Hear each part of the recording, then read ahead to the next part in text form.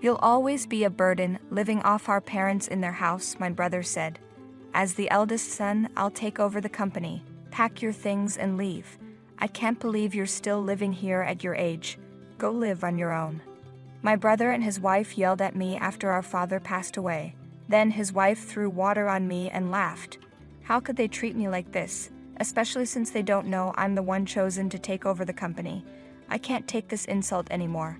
I've decided to cut ties with them and get back at them somehow. My name is Brenda, and I'm a 35-year-old company employee. I live at home, taking care of my mother, who recovered from a serious illness. I lead a busy life. I once hoped to marry by 28 and have kids by 30, but since that didn't happen, I've decided not to marry and to live independently. What I look forward to the most is having dessert with my mom at a new cafe on the weekends. Mom, should we go to the cafe this weekend? I heard they have a new strawberry parfait. Want to try it? That sounds delicious. Let's go, I'm looking forward to it. My mother enjoys these outings as much as I do. The weekdays are busy, but having something to look forward to keeps me going. We'll make it to Saturday, Mom, but don't overdo it. My mother had heart surgery 3 years ago, and at one point we were preparing for the worst, but she recovered quickly and is still with us. She has regular checkups every 2 weeks, takes lots of medicine, and stays healthy by exercising. Brenda, thank you so much. Because of you, I've been able to stay healthy. I thought it was the end, but I'm glad I fought through the treatment. My mom usually has to watch her diet, but once a month her doctor lets her eat whatever she wants. She looks forward to these outings with me. It might seem odd for a 35-year-old to enjoy going out with her mom, but it's a special time for me. My dad doesn't talk much, but he always enjoys listening to our conversations. The talks between you and Brenda are like a comedy sketch. It's fun to listen to, he says. We're just having some bro talk. Why would that be a comedy? I reply. My father runs a company and works hard, so he comes home tired every day. His routine is to relax on the sofa, watch TV, and have a beer with a snack. He used to handle everything at work by himself, but now he delegates some tasks to others, so it's less physically demanding. I'm proud of how hard he works for our family. Lately, though, he's been having some off days, and I wouldn't be surprised if he names a successor soon. But for some reason, he's hesitant. Dad, don't you plan to let Philip take over the company? You seem really tired. My older brother Philip is 2 years older than me. I've always thought it would be better for my father to let someone else manage the company. I will never let Philip take over, my dad says. I'd rather give the company to someone else. He would ruin it in a month. He doesn't know anything about business and spends money recklessly. I can't trust the company to someone like him, my father said angrily. I had always wondered what happened between them, so I asked my mother. She told me that my brother Philip had financial problems during his college years. Back then, our family's financial situation was tough until the company started doing well. I chose to attend a cheaper public high school to help support the family, but Philip went to an expensive private school and spent his time playing around instead of working part-time. Even after Philip became an adult, my father asked him several times to help with the company. Philip always refused, saying, "Why should I help with a failing company? You started it because you liked it, so deal with it yourself." On top of that, Philip repeatedly used the company's money for his nightlife, eventually becoming uncontrollable. My parents didn't want to show me their struggles, so they kept quiet about Philip's issues for a long time. I wonder why Philip became so selfish, my mother said sadly. We raised both of you the same way, and we didn't spoil him. Philip was always full of complaints and sarcasm, with a narrow-minded personality. This year, Philip turned 37 and is set to marry his girlfriend, who is 7 years younger than him, after a long relationship. Just a week ago, I got a call from him saying he would come to greet us. But instead of calling our parents, he called me. Next week, I'm bringing my girlfriend over. It's a visit with the intention of marriage, so I can't bring her to a messy house, right? Make sure to tell Dad and Mom to prepare and tidy up, he said. Why are you telling me this? Why don't you talk to them directly? I asked, confused by his attitude. Philip's way of speaking was as unpleasant as ever. Even though I didn't want to, I decided to tell our parents, so they wouldn't be caught off guard by his visit. Philip is getting married, I told them. He said he's coming next weekend with her for greetings, so we should clean the house and prepare to host them. He should have told you himself instead of asking me. My parents sighed heavily and were silent for a while. However, they hoped that if the marriage went well, Philip might visit less often and spend less money. Let's make sure to handle this greeting properly, as if it were the last, my father said with determination. Then the weekend arrived, and Philip brought his fiancée to our family home. It's been a while. Sorry I couldn't get in touch sooner. I think Brenda told you, but I'm getting married to my girlfriend. Nice to meet you, I'm Holly. Please remember me, Philip said, but Holly's introduction felt off. She was wearing a miniskirt, heavy makeup, and had a smug attitude. Her greeting wasn't appropriate for a first meeting with our family. We were all stunned, but Philip didn't seem to care at all. They were a matching pair in that way. Amid the tense atmosphere, my mother tried to lighten the mood by asking Holly, "Do you work somewhere?" This only made Holly angry. Huh? Work? I'm not working right now, but is there a problem? I plan to be a housewife, and I have no intention of working after marriage. Don't expect me to help out at your company, Holly said, even though no one had mentioned it. Her words angered my parents and me, but we decided to keep our cool and not stoop to their level. After they left, we talked about how we felt. What on earth was that fiancé thinking? My father said. She spoke as if she was looking down on my company. What does Philip see in such a rude and presumptuous woman? It's really terrible. Are all people these days like that? Of course not, Mom, I reassured her. Don't lump us together with her. That evening we couldn't stop talking about my brother and his fiancée during dinner. The three of us agreed to keep our distance from Philip and his future wife as much as possible. Later, Philip contacted us again. He said everything was going smoothly with the marriage, but they planned to register it first and decide on the wedding ceremony later. Make sure to tell Dad and Mom to prepare a wedding gift early, he told me. You're a working adult, so I'm counting on you.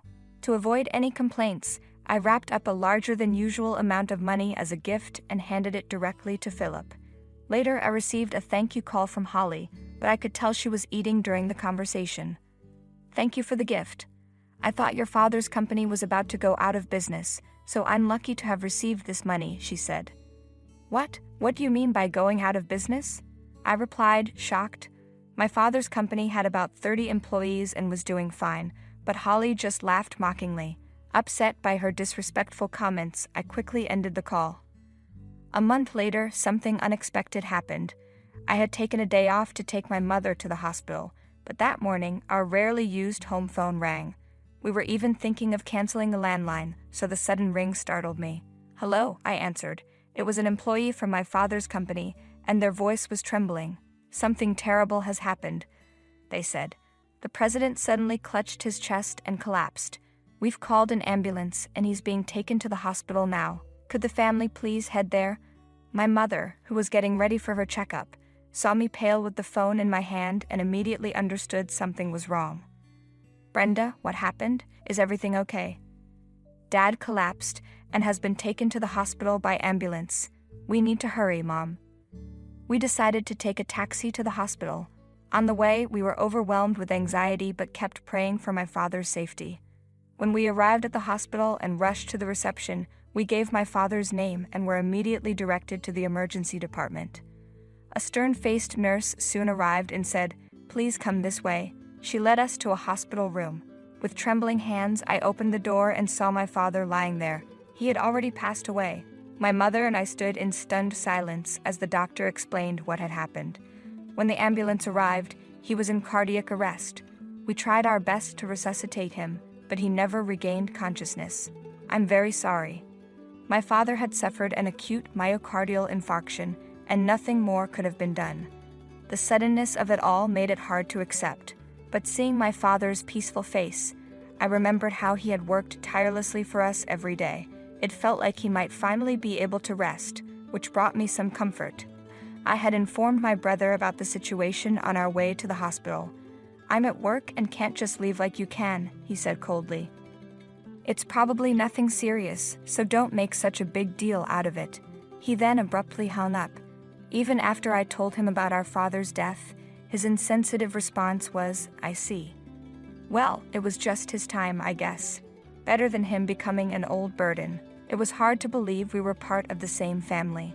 I felt a deep contempt for my brother. While my mother and I were engulfed in sorrow, time didn't stop for us, and we had to start making funeral arrangements. During this time, the thought of my father's company suddenly crossed my mind. What will happen to the company? I wondered. There are employees depending on it. I murmured, and then my mother pulled out a notebook. This is a manual for managing the business that your father worked on for a long time. If you're willing, Brenda, he wanted you to take over the company. What do you think? The thick notebook she handed me was packed with information and know-how my father had gathered over the years. His presence was immense, and the hole in my heart wouldn't be filled. But once the funeral was over, I would have to face reality. I'll do it, Mom. I'll try my best. There was no reason for me to refuse.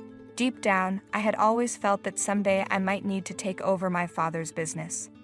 The funeral was scheduled for the following day. At the funeral, my brother and his wife made an unbelievable statement. Hey, Brenda, how long do you plan to mooch off our parents and live at home? What do you mean by that? I couldn't understand why they would bring this up at such a time. You're just a parasite living off Mom. As the eldest son, I will take over the management of the company. Pack your bags and get out of here. I can't believe you're living at home at your age, depending on your parents. Live a more independent life. His wife then threw water in my face from a glass and laughed loudly. I couldn't take it anymore. There was no reason for me to be insulted so unreasonably. I vowed to cut ties with these two and retaliate against them by any means necessary. Fine, I'll leave this house. When I declared my decision to leave, they were unnaturally pleased. Now Dad's company and the house will be mine. Plus, if we live with Mom, we can manage her pension. That's right, Philip. What a great idea. We'll be rich, and if you're the president, I'll be the president's wife. Doesn't that sound wonderful? They were gleefully discussing their future.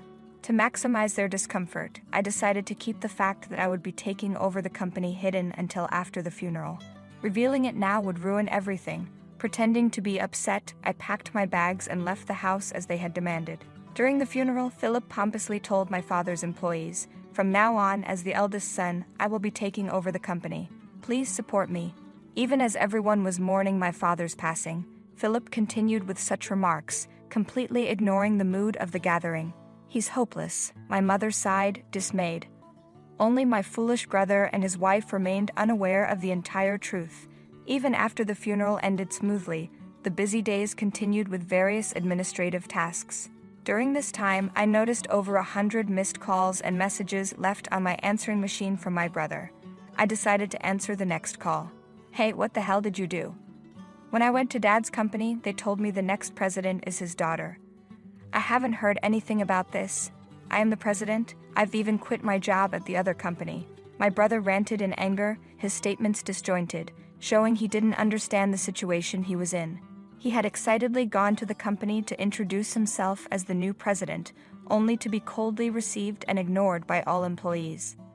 How could Dad leave his precious company to someone like you who only thinks about himself? And I heard you and your wife are deep in gambling debts. What? How do you know that? I haven't told anyone. When I resigned from my previous job, I had mentioned taking over my father's company.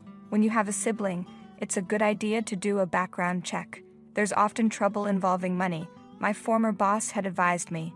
At first, I didn't understand what he meant, but just to be safe, I investigated my brother and his wife. The fact that they were swamped in gambling debts came to light. I had you and your wife investigated. How were you planning to repay those mounting debts? Were you planning to use the money Dad left behind? Was that why you wanted to kick me out and move back home? It's shockingly short-sighted. Why? How could this? It turned out that the debts, including those of his wife, had piled up to the point of no return. But I would never allow them to count on Dad's estate. Anyway, it's already decided that I will take over Dad's company. That was his last wish. The lawyer will soon confirm the will. But I don't think there will be a single penny left for you guys. What? That's a lie. Through the phone, I could sense my brother's panic, and I silently celebrated in my heart. Then the call was passed to my sister-in-law, who lashed out at me in anger. Listen here, your brother is suffering, so as his sister, you should help him. You have no heart. You're the worst. I could have retorted in kind, but it would have been a waste of time, so I chose to ignore her. Please pay back the debts you created yourselves. It's irrelevant to me and Mom, so please don't contact us again. Your remaining options are to work hard and pay off the debt or declare bankruptcy. Good luck. Goodbye. Wait a minute. Listen to me until the end. I could hear her screaming from the handset, but I hung up the phone. They would now be chased by debt repayment and likely live in poverty for the rest of their lives. It was a fitting consequence for relying on my father's money and not valuing family. If they suffered even a bit as a couple, it would serve them right. Subsequent messages were left on my answering machine a few times. Currently, my brother and his wife have started working at a new factory, but their marital strife continues daily, and it seems a divorce is imminent. I do not want them to interfere in any way as I work to grow the company, so I'd intend to completely cut ties with them. Thus, my plan for revenge was successfully completed, with a sense of refreshing closure. My husband, Jack, gave Andy Prenmark a job after he got a lot of money from his family. He said to me, "I don't need to stay with you anymore. I'm getting $5 million. I don't need you when I have all that money." His words were cold, and it felt like he was ending our marriage after being together for a long time. I felt like I was just in his way, but Jack doesn't know yet about the big secret connected to the $5 million he's inheriting. "Mom, is it true that Grandpa is really sick?" My daughter Sophie surprised me with her question. Jack's dad, Ethan, being very sick was supposed to be a secret between Jack and me. "Did you hear that from your dad?" The only one who could have told Sophie is Jack. "Yes, Dad called and said I should give up Grandpa's money." Sophie's words made me worried. Just because of that one phone call, my peaceful life was going to change. A few days after Sophie's call, Ethan passed away quietly. Since I got married, I've lived with Jack's parents, and I've always been there to help them when they were sick. It's been 5 years since Jack's mom died, and now we got the news about Ethan. The funeral went smoothly, but just when I thought things would calm down, my husband's behavior changed a lot. "Why is this place so dirty? Have you not been cleaning properly?" Jack keeps pointing out tiny bits of dust and small stains. "I'm sorry, maybe I missed it. I'll clean it right now. This place doesn't look clean either." "Are you sure you clean every day?" "Yes, I clean like I always do. Even though I clean like usual, I don't understand why Jack is so mad. But it seems like it's not just about cleaning." "Why did you make this? I wish you'd think more of how it tastes when you cook. It's tough when the meals I put effort into get criticized one by one. Even the dishes he used to love are now not good enough. Is something bothering you lately?" I finally ask, but it seems to make him even more upset. There's no point denying it. "Honestly, the food you make isn't good. I've been putting up with it because my parents never complained, but I've always thought it lacked flavor." Jack's words hurt me deeply. It's the first time he's criticized me so harshly. When Jack was this upset, I knew saying anything would just make it worse. My mom always cleaned and did laundry perfectly, and when she cooked, she put so much care into it. "You're nothing like her. I've been patient, but I can't take it anymore." It was the first time he compared me to his mother and criticized me. All I could do was think hard about myself. "I'm really sorry. I never thought he didn't like my cooking." Jack always used to smile and say it's delicious when he ate. When we first got married, his mom gave me cooking tips. It's hard to believe he always thought my cooking was bland. Tears started to flow. "Do you think crying will change anything?" "Your tears don't mean anything now. Don't cry in front of me. Everything lately just feels so hard." After he said that, Jack suddenly got up and left the house, slamming the door. "Jack, where are you going? Please come back." But he didn't seem to hear me. My head was spinning, trying to understand this sudden change, unable to grasp what had just happened. Until a few months ago, we were a close couple, sharing everything, holding hands, enjoying the little things in life together, and facing small problems as a team. I couldn't understand why we had grown apart. Then, I remembered what Sophie had said during our call. "It's about Grandpa's inheritance." Sophie's voice sounded unsure. That night, Jack came home much later than usual, and I didn't get the chance to ask him about it. Was something going on? Maybe Jack had learned something about the inheritance and didn't want to talk about it. I tried to talk to Sophie about it. Why are they talking about the inheritance while Grandpa is still healthy? She had her doubts about Jack and told me she had shared them with him. If things stay the same with the inheritance, I'll get everything. Considering Sophie, I think this is the best option. Remembering how Jack had been distant with Sophie lately, I started to have doubts. The thought of Jack taking all the inheritance and leaving me behind made my chest feel tight, and tears filled my eyes again. In my sadness, I noticed the sounds around me more vividly. Just as the room went quiet, the phone suddenly rang loudly. I didn't feel like answering it, but it could be important. Looking at the caller ID, I saw Jack's name, the same Jack who had left earlier. I felt drained, but I didn't want to face any consequences for ignoring the call, so I reluctantly picked up. "What are you doing? Don't make me wait." "I don't have much time," he said in a commanding tone that caught me off guard. He could be stubborn sometimes, but he wasn't the type to yell without a reason. Feeling surprised by his sudden change in behavior, I let out a small sigh, hoping he wouldn't notice. "What's wrong? Is something the matter? I wanted to talk to you about something." "I'll be home soon. Stay there and wait for me." Jack's voice sounded colder than usual lately. I just replied with a quick okay and hung up. When I looked at the clock, more than 3 hours had passed since Jack left. I had been crying so much, feeling confused and hurt, that I hadn't noticed the time passing. After a while, I heard the door open and Jack's footsteps. A sweet smell, a body wash we didn't have at home, drifted from him. That unfamiliar scent made the pain in my chest worse. "I'm going straight to work. I want to end our relationship. As a thank you, I'll give you $220,000. His words confirmed my worst fears. Even though I had feared it, facing this reality was still shocking. I felt like I couldn't cry anymore. "I'm tired of you not taking care of things at home. I want to live peacefully as I get older." Linda had also hoped for a peaceful old age, but it seemed like Jack was the one ruining that dream. "Why?" My words trailed off as I tried to find something to say. Jack looked at me with a smug smile.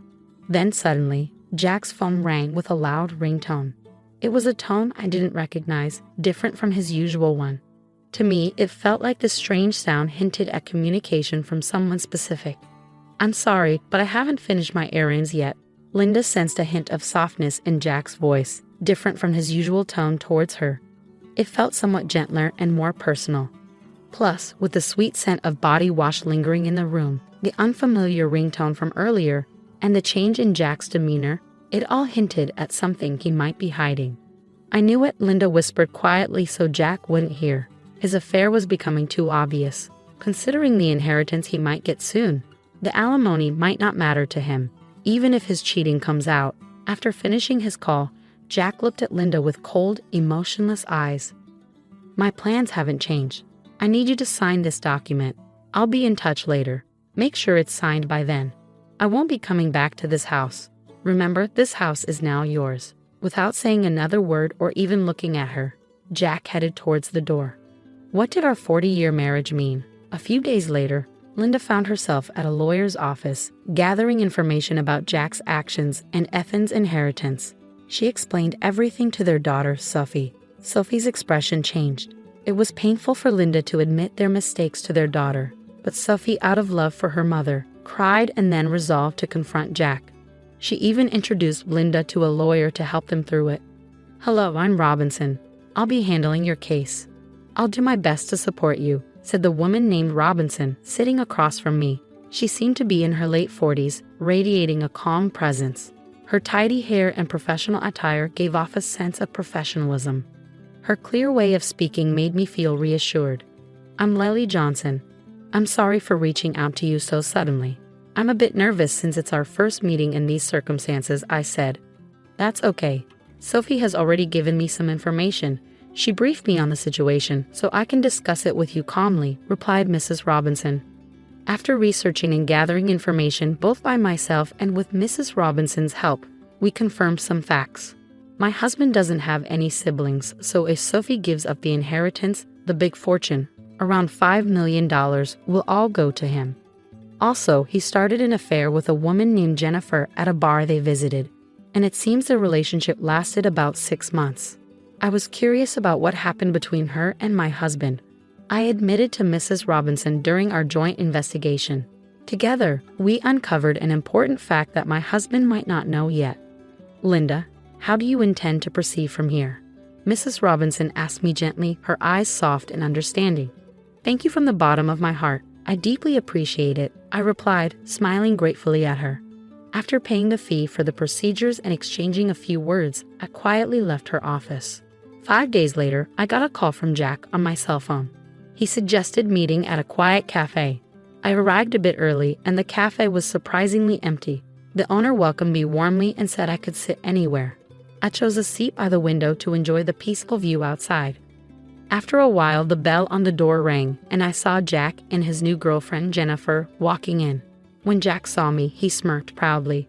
"Are you ready for the divorce?" he asked bluntly. I was taken aback by his first statement. It seemed like he was convinced he was in control of the situation. "Is this your new partner?" I hadn't expected him to bring her to such an important discussion, and I was surprised by his decision. I wondered if he was still the man I once loved deeply. Had he changed because of his cheating, or was he always like this? I couldn't tell. "You're Jack's wife, right? I'm Jennifer. I've recently started seeing him," she said, suddenly smiling. I couldn't quite understand the meaning behind her sudden smile. "I've heard a lot about you from Jack. Seeing you in person, you do look a bit older. I wonder how Jack put up with all these years. I feel a bit sorry for him." Jennifer seemed to take great care of her appearance. She looked much younger than her actual age, which was in her 60s. Compared to her, I might look my age, but I couldn't accept the way she said it. "Jennifer, it's those kinds of comments I warned you about," Jack interjected. "But yes, I did think that. But Jack, if it were me, I would cherish you more," I said softly. "I understand, Linda. I don't want you to overthink it anymore. I just want you to file the divorce papers," Jack said, his attitude not surprising me. "Hold on, there's something I need to discuss," I said, noticing a hint of confusion on Jack's face. "What do you mean? Is this about your father's inheritance? Is that why, after all these years of marriage, you're making this decision?" I wanted to know the truth behind everything. I failed to see how my father's inheritance and you are connected. That's solely my father's affair. I've heard detailed stories about your father's extensive inheritance from Sophie. I know its value. So what? That inheritance isn't for you to claim, Jack retorted. But I'll answer. Actually, more than the inheritance itself, the end of caring for my parents is one of the reasons I want to part ways with you. Just a caregiver role, I couldn't believe Jack saw me only as a caregiver and not the loving wife I used to be. I don't even have the energy to cry. Can we speed this up, Jack? I want to start our new life. Besides, have you still not let go of Jack? Anger and sadness hit me in waves. My hand trembled as I took a deep breath and pulled out the divorce papers. But my name isn't written yet. The situation isn't settled for me to hand them over. You remember promising me the house and money, right? I remembered our conversation clearly. Yeah, I did say that. I'm a man of my word, so I plan to give you the house and money. You say you're kind, but a truly kind person wouldn't just use their wife as a caregiver and then abandon her. So I'm demanding rightful compensation of $30,000 and the rights to the house, I said firmly. What compensation? When we talked about money, it was supposed to be $20,000. You always nitpick at the very end. Your attitude of trying to pay me the absolute minimum is so obvious. But the difference of $10,000 means a lot to me, Jack retorted. So I think $30,000 as compensation is fair. Your girlfriend is Jennifer, right? I thought of claiming from her too, but instead, I want to settle for $330,000. And I intend to sign the divorce papers right here in front of you. Jennifer unexpectedly commented, first suggesting that $30,000 would be okay.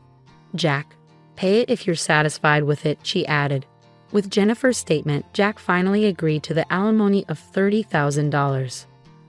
Now we need Jack's signature on the land title change document Mrs. Robinson prepared and the notarized alimony agreement, I said calmly, surprising Jack with my preparedness. We lined up our seals at the designated spot, and Jack smiled as if he anticipated something. So Linda, will you sign the divorce papers right now? He asked. Understood.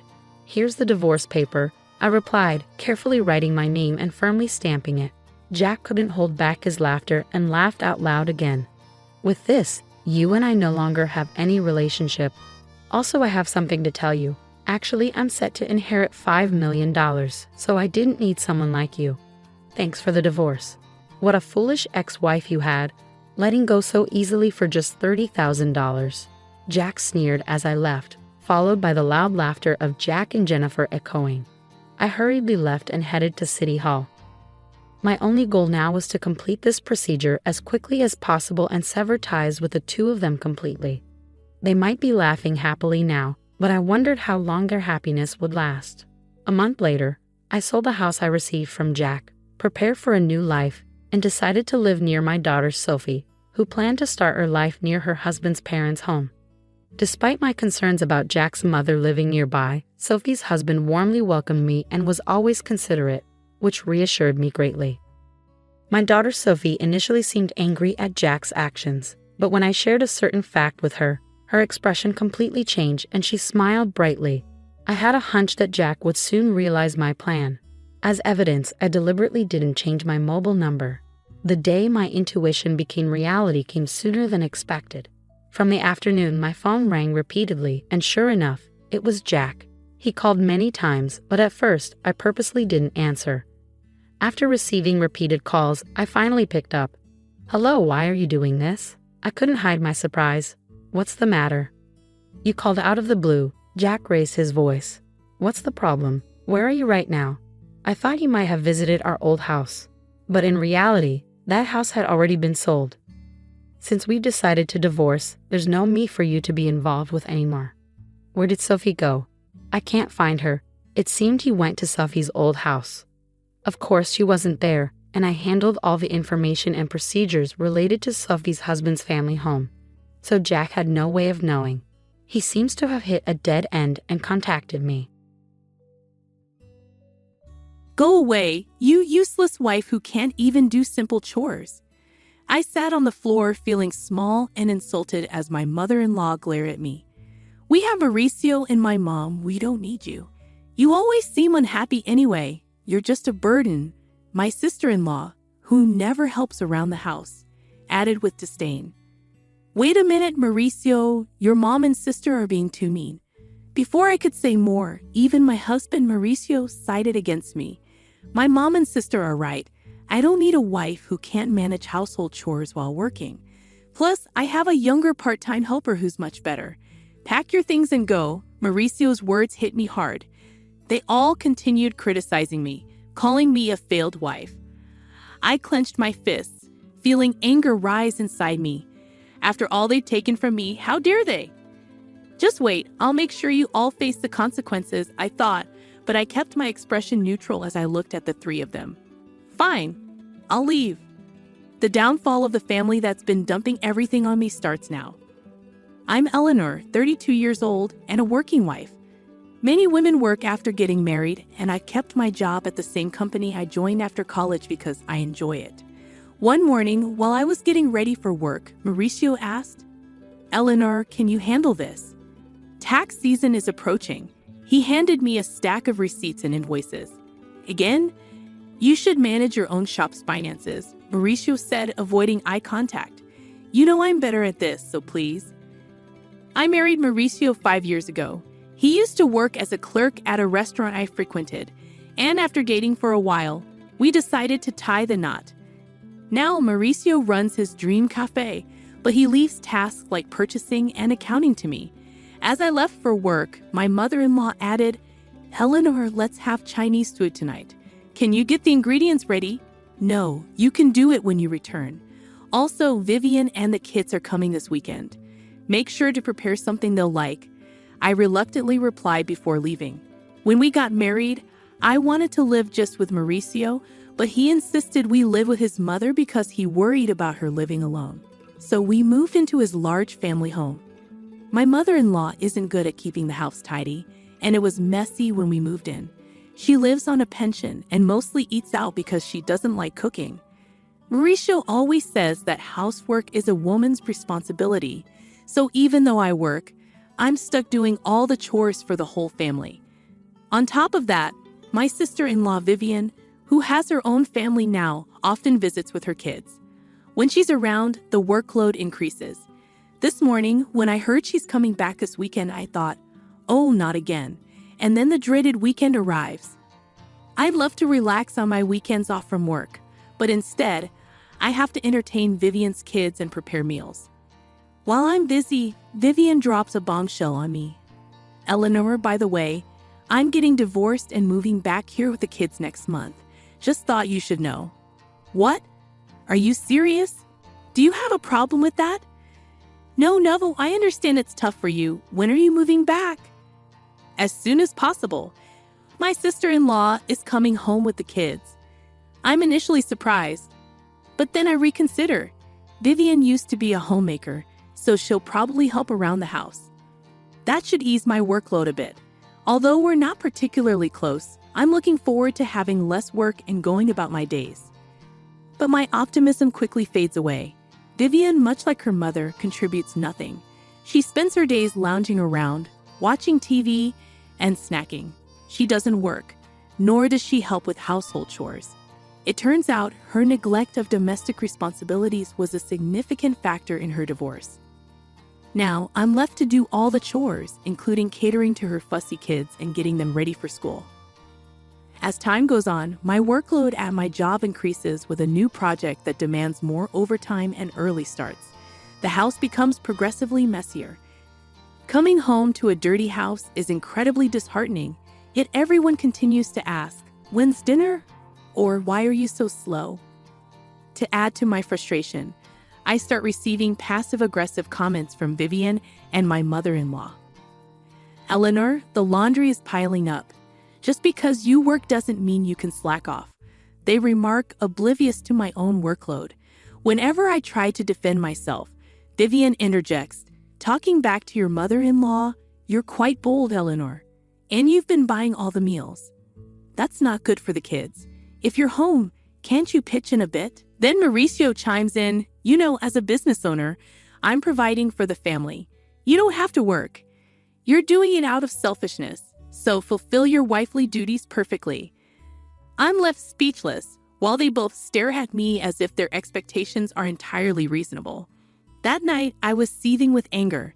I decided to confront Mauricio. "I'm swamped with work, and neither your mom nor your sister is pitching in with the housework. You're not bad-mouthing my mom and sister, are you?" Mauricio shoots me a glare. Surprised, I respond, "No, that's not it. But I can't handle all the chores alone. Could you lend a hand? I'm busy running a business. You might not get it because you have an easy office job, but running a business is tough. Plus, isn't housework a wife's responsibility? Don't expect me to do it. Are you serious?" Mauricio simply goes to bed, leaving me fuming. But then an idea strikes me. I come up with a plan. That night, before going to sleep, I quickly order some gadgets online. A few days later, a bunch of new appliances arrive. A washer, dryer, a cleaning robot, and kitchen appliances with automatic cooking functions. If no one's going to help me, I might as well make my chores easier with some handy gadgets. As the delivery guys are bringing in the washer, my mother-in-law and sister-in-law show up. "You bought a new washer without consulting us." "The old one still works, but it's outdated and this will make laundry quicker and simpler." "What's all this? A cleaning robot and cooking appliances?" "Eleanor, come over here." I'm called into the living room where they're seated on the sofa, while I'm asked to sit on the floor. Mauricio is there too, sitting beside his mom, looking smug. "What's happening?" My mother-in-law shouts. "What do you mean, what's happening? You've spent all our money on these lazy gadgets. What were you thinking?" I thought they would help with the housework. Efficiency isn't everything. People rely too much on machines these days. My sister-in-law adds, "Exactly, Eleanor. And those are luxuries. The appliances we have are perfectly fine. You're just wasting money because Mauricio owns a business." She shoots me a glare, and Mauricio nods in agreement. "But you're just trying to make your life easier. Can't you even handle housework properly?" I wanted to retort, "Look who's talking," but I remained silent. Finally, perhaps frustrated by my lack of response, my mother-in-law snaps, "If you can't handle housework, you should just leave." I stare at her in shock. She stares back, unyielding. "We don't need you. Mauricio and I are fine without you. You always look tired and miserable. You're just a burden," my sister-in-law says with exasperation. Hold on, Mauricio, your mom and sister are being too harsh. When I turn to Mauricio for support, he looks down at me and says, they're right. I don't need a wife who can't manage housework. I stare at Mauricio in disbelief, but he just smirks. I'm a business owner, and I have the right to spend my money as I please. I don't need a wife who spends it to make her life easier. Why would you say something like that? Besides, I've been getting along well with a young part-time worker. She's cute, unlike you. Pack your bags and leave. Stunned by Mauricio's words, all three of them start berating me, labeling me a failure as a wife. I clench my fists in anger. After all they've taken from me, they have the audacity to say this. Just wait. You'll regret this. But I maintain my composure and say, fine, I'll leave. Good. We'll be better off without you, my mother-in-law spits out. I rose silently and placed something on the table. Mauricio, let's get divorced, I said, sliding over a pre-filled divorce application. I had obtained it as a symbol of my exhaustion, tired of everything. Fine. I'll sign it. Don't regret it later, Mauricio responded, signing the papers. I packed my bags and left for a weekly apartment the same day. No one came to bid me farewell. I submitted the divorce papers to the city hall and rented a condo. At the same time, I accepted a promotion I had previously declined due to household responsibilities and became a department head. Finally able to focus on my career, which I had almost abandoned, I threw myself into my work with renewed determination. Delighted to be free from any hindrance, I felt an overwhelming sense of relief about a week after leaving. My former mother-in-law began calling after a year, but I was too occupied to entertain someone who had once deemed me worthless. I chose to ignore her calls. A year later, on a day off, she called again. Feeling it was time to address matters, I answered hesitantly, hello. Ah, Eleanor, you finally answered. How could you ignore me for over a year? What do you want? Well, how have you been? Are you okay? I responded bluntly to her probing. I'm doing great, working hard in my own place. I've been promoted and my salary has increased. I'm living comfortably. Is that so? Would you consider returning? Her tone held a hint of pleading and I asked, cautiously, why now? We're in trouble. We're running out of money, she confessed. I couldn't help but smirk as I replied, so Mauricio's cafe isn't even making $11,000 profit, huh? And neither you nor your daughter have jobs. Well, that explains it. Eleanor, did you know? Of course I knew. Mauricio's cafe was barely making $800 a month in profit. Since I handled the finances, I was well aware. Mauricio, who acted like a big-shot business owner but neglected proper management and customer service, probably had no clue, but I did. I was the one handling all the accounting and inventory. Why didn't you say something?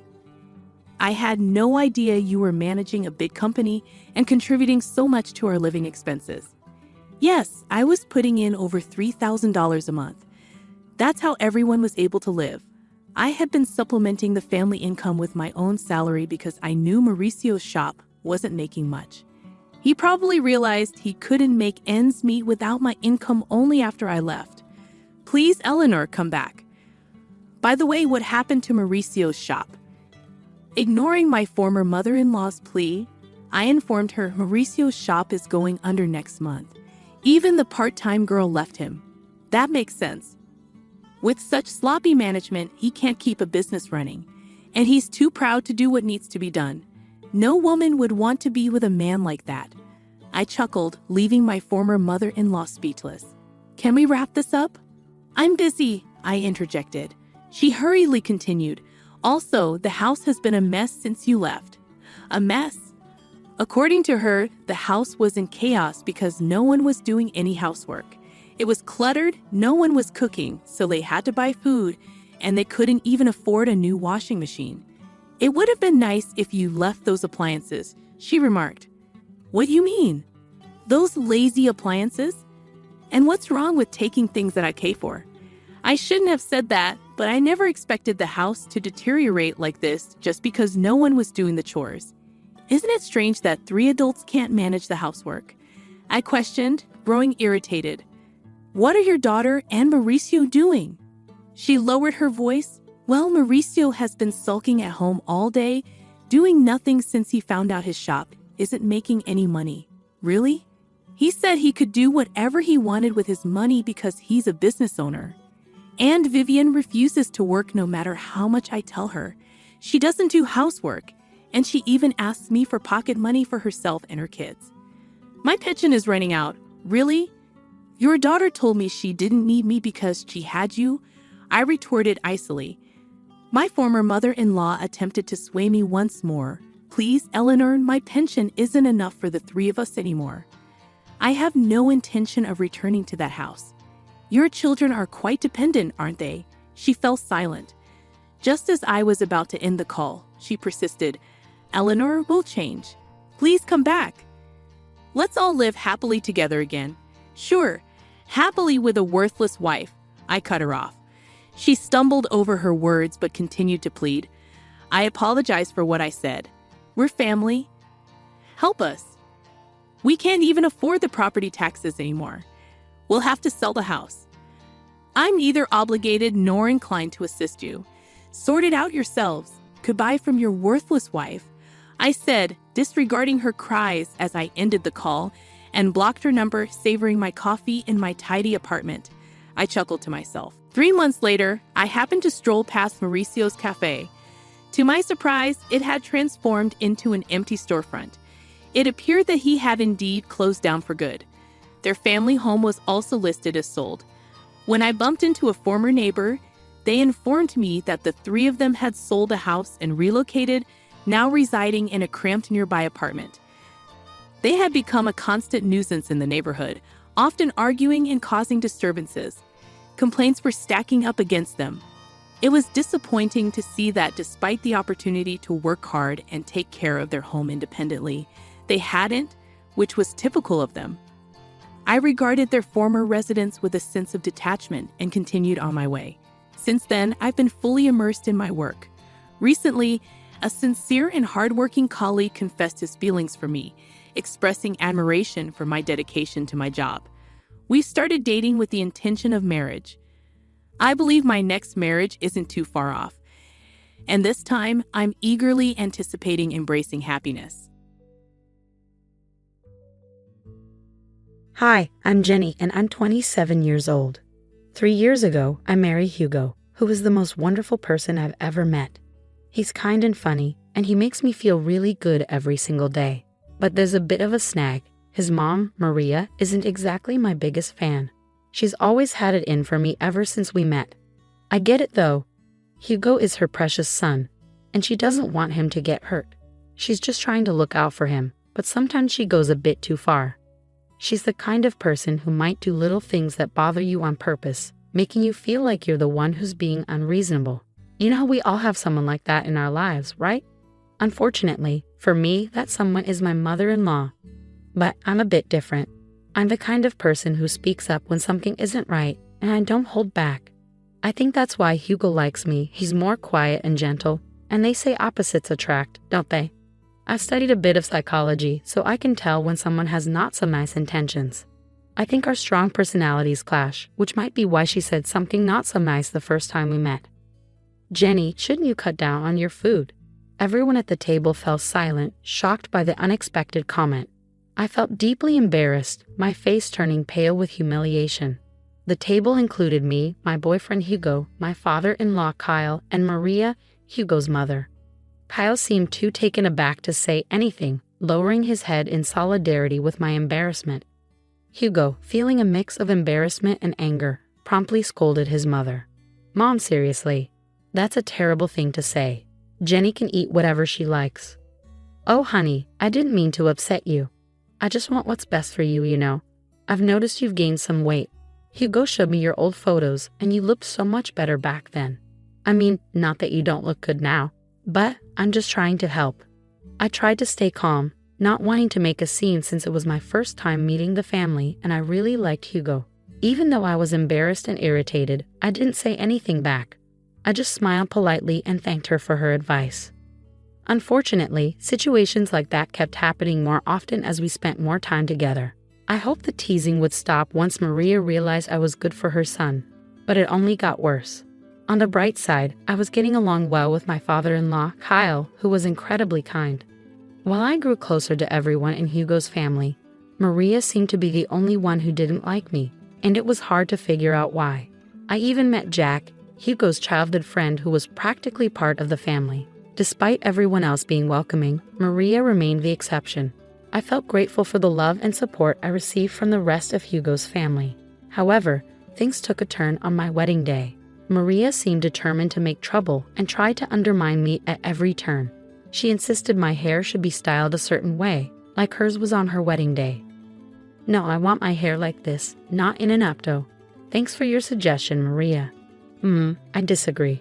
You look really unattractive. The bridal party gasped, but I wasn't surprised. I'd gotten used to Maria's comments. She tried to backtrack quickly. Oh, darling, I just mean you could look better. And I see a bit of myself in Jenny. She's a bright young woman. Even though I looked better at her age, she's beautiful in her own way. My father-in-law managed to stop Maria's harsh comments that day, but the hurt lingered. It wasn't like me to stay quiet and let it go. This constant negativity was wearing me down, making me lose my usual energy. Fast forward 3 years to today. We were at Hugo's parents' house for dinner, including Jack, so it seemed important. She wanted to share something with us, and I suspected it wasn't just a random dinner plan. Turns out, I was right. It was a nice surprise, but things took a turn when my mother-in-law started making an announcement. She had everyone's attention as she pulled out a piece of paper. Hey, everyone, I have something important to share. Since my birthday is coming up, I wanted to let you all know about my special plans. I've decided we're going to Hawaii. She showed us the paper confirming the trip. Wow, that sounds amazing. What? That's fantastic, Jenny. Hawaii sounds like a dream. Oh wow, this is incredible news. I'm thrilled beyond words. Thank you so much, Mom. Actually, you're not coming. Wait, what? Honey, what do you mean? That wasn't the plan. I made some changes last minute and canceled her ticket to avoid extra charges. So my ticket was already purchased and she just canceled it. Why does she dislike me so much? Mom, what's going on? Jack and I stayed silent as the tension escalated and harsh words flew back and forth. Eventually, Maria reluctantly spoke up after being pressed for an explanation. Okay, fine. I'll tell you why I decided Jenny shouldn't come to this family event. As I'm getting older, I want to spend my time with the people I care about most. Unfortunately, Jenny isn't on that list. Seriously, Mom, that's so hurtful. There's nothing wrong with me. Don't disrespect me. I'm just saying, well, Jenny isn't technically family since she's not related by blood. By that logic, Jack shouldn't go either, right? He's not technically family, as you're saying. But we all know that's ridiculous. He's part of the family. And since Hugo and Jenny got married, she's family too. Well, Jack is different. He's our precious angel. He's always been here, but Jenny hasn't. That's why I'm not comfortable with her coming on the trip. It's my birthday, so I get to decide. Come on, Jenny, we're leaving now. No. When I firmly said no, it grabbed everyone's attention, including Maria's, who had been trying to hide a smile. But when I spoke up, her smile vanished. Maria, you've made it obvious from the start that you don't like me. I've put up with your behavior for 3 years. Do you really think we don't notice how you act? You're a narcissist. Watch your tone, young lady. You're in my house. And I won't be staying much longer. Actually, I'm leaving right now. But before I go, I need to say something. I looked at my husband, whose eyes were filled with anger as he stared at his mother. Sweetheart, I love you more than anything, and I've tried to make this work for so long. But it's clear now that your mother will never accept me into this family, no matter what I do. She'll always have a problem with me. You should go on this trip. It's important and you can't miss it. Despite how difficult your mother can be, she's still your mother, and you love her. So you should go. Don't worry about me. I'll be okay. Then I turned to my mother-in-law, whose mouth hung open in shock at my words. And as for you, I'm sorry to say, but I love your son, and I'm not going anywhere. You might try to push me away, but I'll always be here. Even when you're in Hawaii, you'll still be thinking about me because, let's be real, I think you're obsessed with me. How dare you? I should slap you right now. I'm not finished. You are obsessed with me. You're obsessed with tearing me down. And I can't understand why when I've only shown you kindness and patience, even when you didn't deserve it. But enough is enough. If you don't want me to go to Hawaii with you, fine. If you don't think I'm part of the family, fine. But I'll always be here. As long as I'm alive, I'll be here for Hugo, Kyle, and even Jack. But never for you. At that moment, I realized I finally silenced her. She stood there with her mouth hanging open, seemingly at a loss for words. For once, I'd managed to keep her quiet. I said my goodbyes to the rest of the family, gave my husband a kiss on the cheek, and headed towards the door. Let me drive you home at least. I can't let you take a cab. Please don't worry about me, honey. I love you and thank you for loving me, but I'll be fine. You have a trip to plan. All right, if you say you'll be okay, I'll trust you. Oh, don't forget your purse. Ah, my purse. I left it in the kitchen. Later on, Maria went into the kitchen, maybe to take a moment after the intense situation. After being confronted like that, I'd need a breather too. What do you want? Don't worry about me, honey. I'm just here to get my things. Well, hurry up. I want you out of my house. I can't believe you said those things to me. With that, she stormed out, too angry to even see me off. I rolled my eyes at her dramatics and reached for my purse.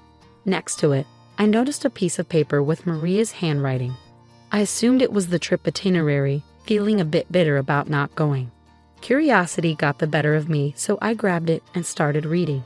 Dear Jack, you've always been like a son to me, and I love you dearly. Oh, it's a letter to Jack. That's a bit unexpected, but I suppose it's nice.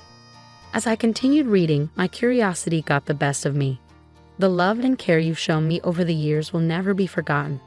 I hate to admit it, but even when it comes to my son Hugo, I feel like the love we once shared is fading. Wait, what? She loves Jack more than Hugo? That doesn't make sense. As I continued to read the letter, each line shocked me more than the last. I couldn't believe what I was seeing. There was so much to process, and although it wasn't right for me to read the letter, I'm grateful I did. After finishing it, I paced in the kitchen, trying to figure out what to do. Then it hit me. Everyone who needed to know about this letter was in the other room. It was time to act. I read the letter again to confirm what I had seen. Yep, it was the same shocking content. I walked back into the dining room, where only 3 pairs of eyes met mine. Jenny, I'm so sorry for what Maria is putting you through. Don't worry, you're coming to Hawaii with us. She's just going through a rough patch, but I'll talk to her and make her change her mind. I don't know what's gotten into her lately, but I'll fix it, Kyle said. Kyle, please don't worry about me. I'm fine. Actually, I found something interesting that I need to share with everyone, especially Hugo. Hugo and Jack looked concerned. Hugo might have thought I was about to ask for a divorce. Whenever I complained about his mother, he'd agree and wonder how I put up with it. I always told him it was because I loved him too much to leave and that I'd go through anything for him. I noticed Maria wasn't here. Where is she? She needs to be part of this too. I mentioned earlier she seemed a bit off after your confrontation. She said she got a headache and wanted to rest upstairs. She won't be down for a while. You know how she is about her beauty sleep. I sighed, irritated by Maria's habits that inconvenience others. This is really important. She needs to be here. It's okay, Jenny. You can tell us and we'll let her know when she wakes up. I hesitated, wanting Maria to hear this too. I think you should just tell us, honey. It's okay, and you know Hugo struggles with anxiety. It's not good to keep him waiting. That was true. Hugo's anxiety was noticeable, and I didn't want to add to it. Okay, fine. I'll show you what I found when I was in the kitchen getting ready to leave. It's something important that you all need to know about. I pulled out the paper and began to read. It says, Dearest Jack, you've always been like a son to me, and I love you dearly. The love and care you've shown me won't be forgotten. But even when it comes to my son Hugo, I feel like our love isn't the same. What? What does this mean? As I continued reading, the words sent shockwaves through the room. Hugo, things between us just aren't the same anymore. And I think it's because of Jenny. Since he married her, he's drifted away from me. He doesn't love me anymore. And so I don't think I love him either. But you're my son, and I love you. I've decided to update my will so that you inherit everything, not Hugo. I know it might hurt him, but I don't care anymore. That Jenny girl is to blame. She's poisoned my feelings for him. I hope you understand. I didn't want to tell you in person because I couldn't bear to see the rejection on your face. I know you love Hugo like a brother, and you might not approve, but I don't care. Everything, The money, the house, the cars, even my businesses, they're all yours. If you want to talk about it more, call me. I love you forever, your second mom." When I finished reading, the room was filled with a mix of emotions. Kyle looked like he might cry, Jack was stunned, but Hugo looked furious, like he was ready to explode. "I can't believe she said all that. Is she serious? She cut me out of her will just because of Jenny? She's gone mad." I'm speechless. This is too much. I'm done with her toxic behavior. What do we do now? In that moment, an idea struck me. 1 week passed, and it was time for the planned Hawaii trip. Maria woke up to find a note from her husband on her bedside table. "Good morning, beautiful. We decided to let you sleep in a bit longer. Don't worry, your bags are all packed. Just meet us at the airport." Maria quickly got ready and headed to the airport, searching anxiously for her family members. She tried calling them, but nobody picked up. Assuming they were already on the plane, she hurriedly boarded her flight, hoping to meet them in Hawaii. She endured the 12-hour flight, and once she landed, Maria video called Kyle. "Hello. Kyle, where are you guys? I woke up late and saw your note, which was cute if I hadn't slept in. I got to the airport and tried calling, but no one answered. I assumed you had already boarded, but now we're in Hawaii. How exciting. Where are you? Let's meet up and start the fun." "That won't be happening, Maria." "What do you mean? Where are you?" "I'm at home." "What?" "I'm at home. We're all at home. Say hi, everyone." Kyle showed Maria on his phone that they were all sitting at the dining table where they received the upsetting news a week ago. "What do you mean? Why are you at home?" "You see, Maria, Jenny shared some eye-opening information with us last week. Since then, we've decided we'd rather spend our time in Florida with her than anywhere else with you." Maria gasped. "You think I wouldn't find out?" "Find out what, dear?" "Oh, don't try to sweet-talk me. You were really planning to cut me out of the will, Mom." Hi, how did you even find out about that?"